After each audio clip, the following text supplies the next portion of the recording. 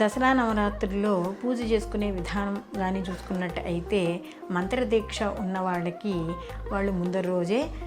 ఈ పూజకు కావాల్సిన సంభారాలు తెచ్చుకోవడం, వాటికి ఇంట్లో మనకి ఒక చోట శుభ్రంగా బంకమట్టి ఆవు పేడతో అలుక్కుని రంగవల్లులు దిద్దుకుని ఆ మండపారాధన ఏర్పరచుకొని తోరణాలు పూలతో అదంతా అలంకరించుకొని అమ్మవారిని అక్కడ ప్రతిష్ఠించుకుని తరువాత వాళ్ళకి ఏవేమైనా శ్రీచక్రం ఉన్నా దానికి నవావరణ పూజలు అవన్నీ చేసుకుని దానికి ముందరే కలశ స్థాపన అంటే మనకి పంచపల్లవాలతో కలశ స్థాపన చేసుకోవడం, ఈ విధి విధానం అంతా ఉంటుంది. వీళ్ళు కూడా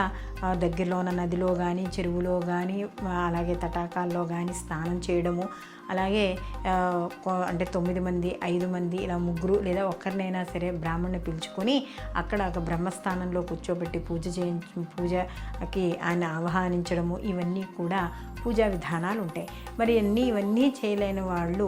ఏం చేయాలి? మాకు ఇవన్నీ చేసే ఓపిక లేదు అనుకున్న వాళ్ళు నిత్య పూజ చేసుకొని భగవన్నామస్మరణ నామ జపం కానీ లేదా దేవీ భాగవత పారాయణ కానీ కూర్చుని స్తోత్రాలు వినడం కానీ చదవడం కానీ తప్పులు లేకుండా ఏది చేసినా కూడా